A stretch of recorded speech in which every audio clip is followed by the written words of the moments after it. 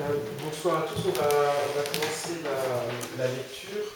Tout d'abord, merci à vous tous d'être venus alors que c'est un des premiers jours de l'automne que nous avons depuis une éternité, il me semble. Je voudrais tout d'abord remercier la Galerie Jerome Poggi, Simon Poulain et Colline de nous accueillir ce soir ici. Donc l'exposition que vous avez actuellement est une exposition d'un collectif qui s'appelle Société Réaliste. Et j'allais dire pour les enfants, c'est parce que j'ai envie de venir voir l'exposition avec les enfants, il y a des drapeaux derrière qui sont suspendus, des faux drapeaux, ou des vrais drapeaux d'ailleurs. Voilà, donc c'est l'exposition en ce moment, et il y a un dépliant à l'entrée si vous voulez en savoir plus sur le collectif. Et donc les questions font partie évidemment de l'exposition. Donc ce soir nous accueillons Elaine Equi des États-Unis et Daniel Pozner et Sarah MAHE-CARMONA. Donc pour une lecture qui sera une lecture d'abord en anglais avec Elaine Equi, qui sera une lecture bilingue, et ensuite ça sera une lecture performance. On fera les lectures d'affilée, c'est-à-dire qu'on ne fera pas de pause, on pourra discuter à la fin des lectures. Donc, Elaine Equi a publié de nombreux livres de poésie, dont Voice Over, qui a remporté le prix San Francisco State Poetry Award, Ripple Effect, New and Selected Poems, qui a été publié assez récemment, et très récemment, Click and Clone. Les textes d'Elaine ont été publiés dans de nombreuses anthologies et revues aux États-Unis. Et en France, assez récemment, il y a eu un texte dans le numéro spécial Edward Hopper de Télérama. Et il y avait une section dans Télérama de poètes américains qui ont écrit des poèmes sur Hopper. Et donc, Elaine en avait écrit un donc, que j'avais traduit, on le lira à la toute fin. Donc on va commencer la lecture avec Elaine, et on va faire ça à deux voix. Voilà, Elaine Equi.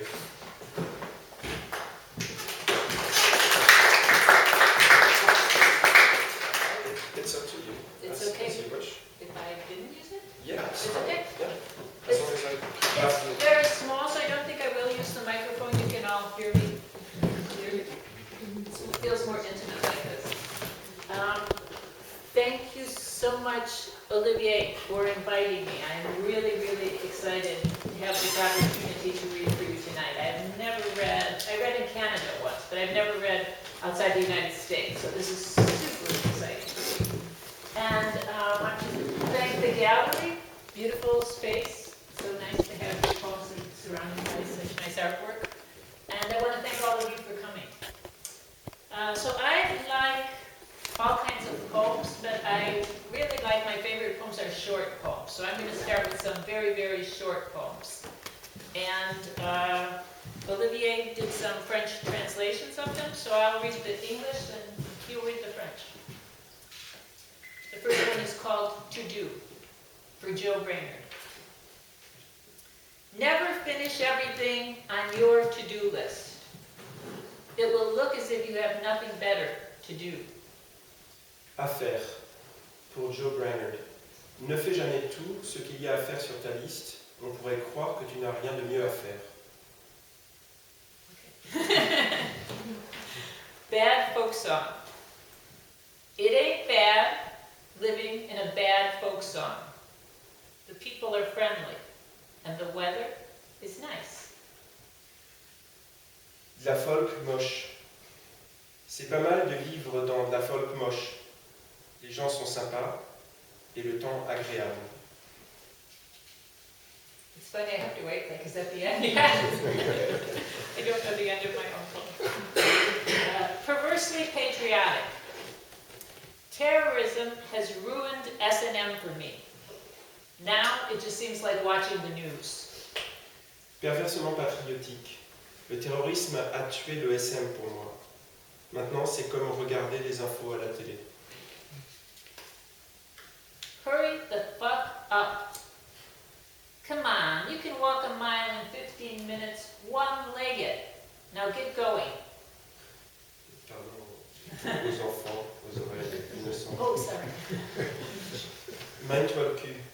Allez, tu peux faire une borne en 15 minutes, même si t'as qu'une jambe. Vas-y, bouge-toi. Amidst a froth of ferns, 3 shrunken heads planted in a window box. Dans un bouillon de fougères, 3 têtes rétrécies plantées dans une jardinière. Led Zeppelin revision. That stairway only leads halfway to heaven. Led Zeppelin revisité. Cet escalier monte au paradis qu'à moitié. Flute girl. Every symposium needs at least one. La flûtiste. Chaque symposium doit en avoir au moins une. Obad, late in the day for Tom Gunn. So an obad is a poem in honor of the dawn, but I don't like to get up early, so mine is Obad, late in the day. The boy gleamed. Oh, tall, well-dressed young buildings. Does he live here, among you? Obad tardive, pour Tom Gunn. Le garçon étincelait. Aux jeunes immeubles bien mis et élancés, habite-t-il ici, parmi vous? Jail light. Forgotten spice on the tip of my tongue. The poverty of poetry. The poetry of pouring in. Éteint cellule, épice oubliée au bout de ma langue, pauvreté de la poésie ça déverse. Becomes. Becomes, beckons, beyond, even beyond. The far, now nearly, becoming. Advenir, advient, averti, au-delà, même au-delà, le lointain déjà presque advenu. Thank you so much. So I'm going to read some more poems now, with more words in them, not so short. But please help me thank Olivier for the translation. It's great.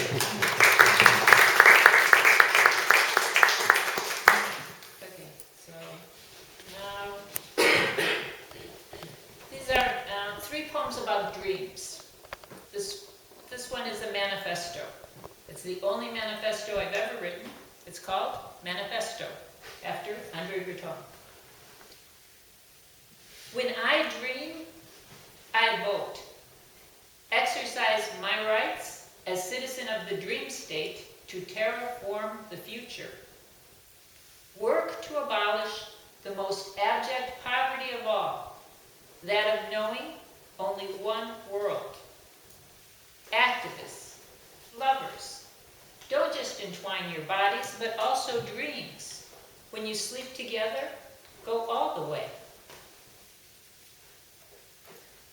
This is called Everybody Has Dreams. I was reading a book about lucid dreaming, you know, where you're dreaming, but you're conscious of the fact that you're dreaming, and you can travel all over in your dreams. So I didn't learn how to do lucid dreaming from this book, but I got this poem based on an exercise. And the exercise is that you go to some public place, like here, and you look around you, and you imagine what everyone dreamt the night before. And then as you're imagining what they dreamt, you tell yourself, everybody has dreams. I went to a Ukrainian restaurant, that's where I did this exercise. Everybody has dreams. Last night, the cook dreamt a giant mouth dribbling blood or ketchup. He has trouble relating to women. The woman in the beige pantsuit dreamt of a computer that transports objects into the future. The woman by the window was a little girl holding her mother's hand. That guy near the door followed a melody into a forest. The busboy was driving a sports car fast. The skinny girl was a military general in a country ruled by a giant inflatable cat. The waitress murdered somebody. Even now, she looks guiltily over her shoulder as she wipes the silverware clean.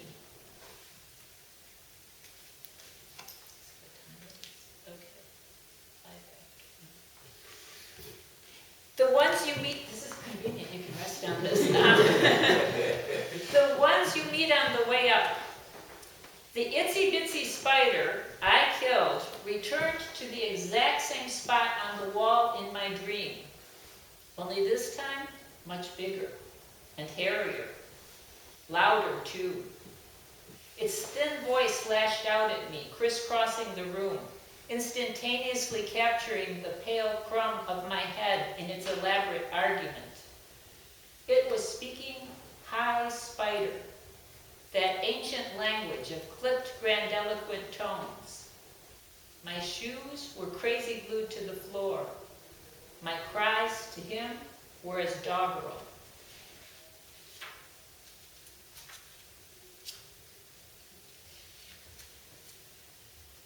Cardboard figures in a landscape. A truck goes by. It sounds like a truck full of boxes, heavy things, getting jostled, sliding around on top of each other, sex between boxes. With boxes, one doesn't know what one is getting into. A thud, a thump, a loud horn signals the climax, satisfying for all. Pathos.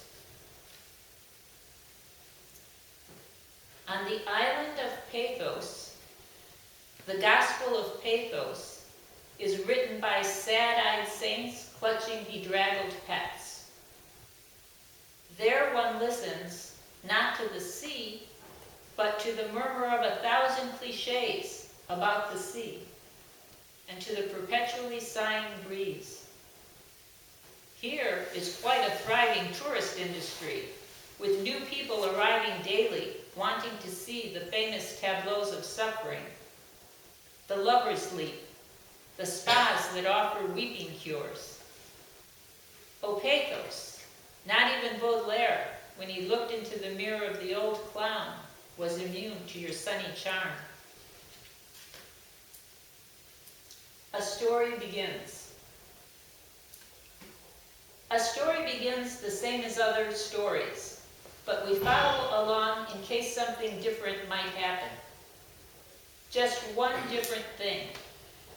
It leads us to a ledge and pushes us over.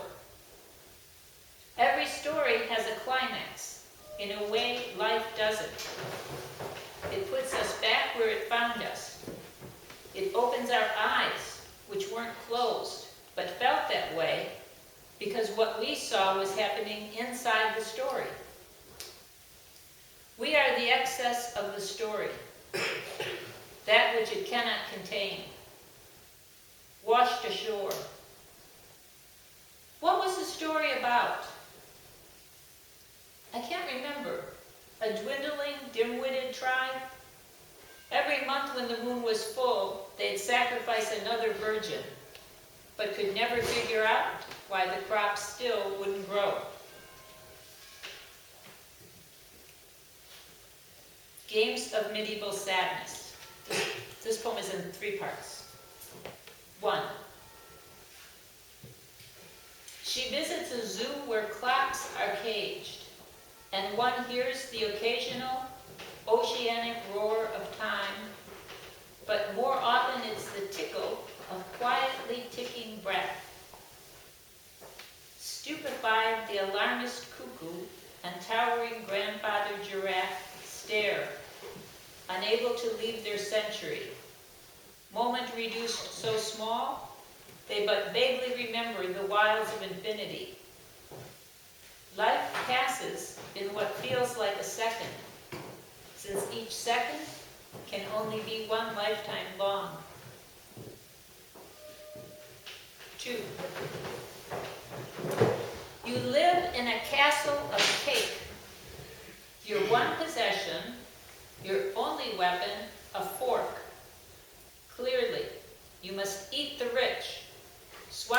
decadent ganache of their fantasies, while continually and assiduously nursing the memory of a single bitter leaf. 3. They have a dungeon with my name on it. When I wish to be chastised, I need only log in and enter the type of pain: physical, psychological, shame, remorse, guilt, along with the desired degree of intensity. My password is please. My safe word is wow, this is fun. My reminder question is, what is your favorite novel? My favorite novel is not Crime and Punishment. My favorite novel is Madame Bovary. It is my favorite novel. That is true. So it's been raining, really raining a lot. I love rain. I like the sound of rain, especially when I'm reading. So I wrote this poem. It's called Sentences in Rain. The rain waters the sentences. The words grow taller, more supple. The sentences, previously too dry, now bend and reach toward meaning. Like us, they thirst for liquid cadence. As the rain rains all morning and afternoon, its lullaby hushes the sentences, allows the words to drench us all at once. Slight. A slight implies, if not an insult, real or imagined, at least something unpleasant. A slight cold, a slight headache. No one ever says, you make me slightly happy. Although this, in fact, is often the case.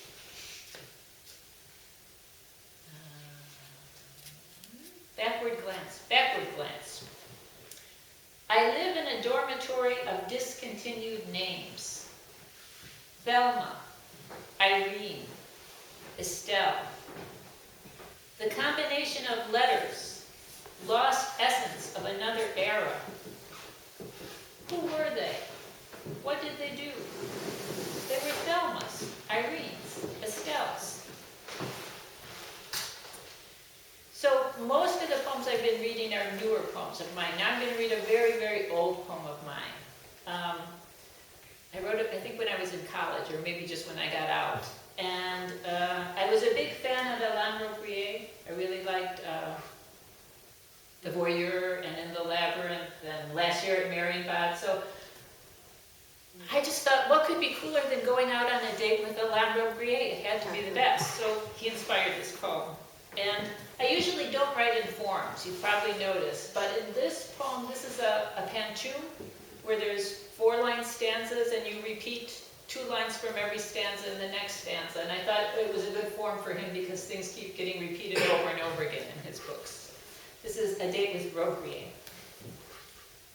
Is that how you pronounce his name, by the way? Robbe. Okay, good. What I remember didn't happen. Birds stuttering. Torches huddled together. The cafe empty, with no place to sit. Birds stuttering. On our ride in the country, the cafe empty, with no place to sit. Your hair was like a doll's. On our ride in the country, it was winter. Your hair was like a doll's, and when we met, it was as children.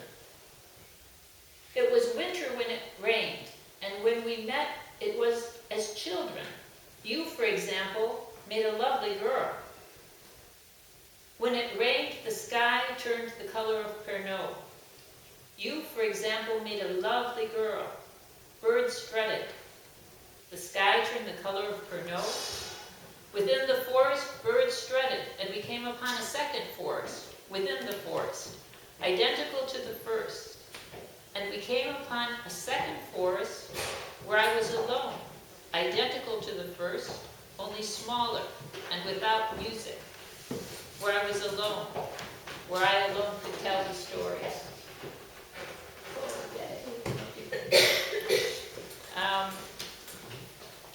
So that was an old poem. Now I'm going to read back to newer work. But I still like the idea of a date, going out on a date and kind of romantic, only now my most recent date poem is a date with an undertaker. It sounds strange, but it was really from a TV show that I was watching, Dick Van Dyke. One of the characters was going out with a mortician. So. A date with an undertaker. He liked to bathe, dress, do their makeup himself. Always brought flowers. Made them sleep in a coffin. Insisted on no talk or movement during sex. Only their eyes could flutter open at the end when he gave the signal kiss. One young, wanting to impress girl worked hard at playing dead by trying to spiritualize her thoughts. But an older one said she took a special pride in doing absolutely nothing, and that this was the kind of thing that couldn't be faked. This is a time traveler's potlatch. So a potlatch is a gift-giving ceremony, and the surrealists had this game that they made where they added the idea of time travel. So the way you play is you imagine someone from a different century, and then you think of what gift you would give that person. Time traveler's potlatch. For Rousseau, a leopard of multicolored spots. For Edward Hopper, a perfect piece of lemon meringue pie in a diner at midnight where the only other customer is Greta Garbo reading a book. For John Cage, 7 empty bird cages, each corresponding to a musical note. Some are elaborate Victorian wicker affairs, some of simple bamboo. For Nate Hawthorne, an electric train, a board game based on the Salem witch trials, and a bottle of fine sherry. For T.S. Eliot, a crate of peaches with a note that reads, I dare you. For Laura Riding, a dictionary and a whip. Just a couple more. Muffin of Sunsets. The sky is melting. Me too. Who hasn't seen it this way? Pink between the castle work of buildings. Pensive syrup drizzled over clouds. It is almost catastrophic. How heavenly. A million poets at least have stood in this very spot, groceries in hand, wondering, can I witness the rapture and still make it home in time for dinner? I never seem to arrive. I do yoga while watching TV, but then get interested in what the guests on talk shows are saying. On the way to anywhere, I have to stop at every cafe for tiny cups of espresso and blood orange sorbet. Older self to younger self. Foolish woman. Sometimes I sound all Old Testament. Why do you burn too much incense and read too many poems? And this is the last poem I'm going to read is the poem from Telerama about Edward Hopper, and Olivier also translated this one into French. So I want to thank Edward Hopper. I feel like he's responsible. Actually, the way Olivier invited me is after he translated the poem, he said, by the way, if you're ever in Paris, you can come and read. And I was like, okay, and here I am. So thank you, Olivier, again, and thank you, Edward Hopper. Maybe? Sure, yeah. Ça s'intitule Édouard en peur. Ces silhouettes s'inclinent comme des plantes vers la lumière, transpercées. Elles font naître un sourire sur nos lèvres, comme si c'était la dernière fois que nous nous étions vus, nus, comme le ferait un étranger en passant. Le corps lui-même, lampe dans une pièce sombre, se tenant sur le seuil de quelque chose de gros. Ce sens de l'éternité, si bref soit-il, au regard en coin dans l'indifférence duquel je baigne, dans plusieurs années, est-ce ainsi que tu me reviendras? Sounded so good. I'm just going to sit down. Okay, in English. His figures lean like plants toward light. Transfixed, they bring a smile to our lips, as if this was the last time we'd seen ourselves naked, the way a stranger might, in passing. The body itself a lamp in a drab room, standing on the threshold of something big. This sense of eternity, however brief. O sidelong glance in whose indifference I bask, years from now, is it this you will return to me? Thank you very much. Merci beaucoup.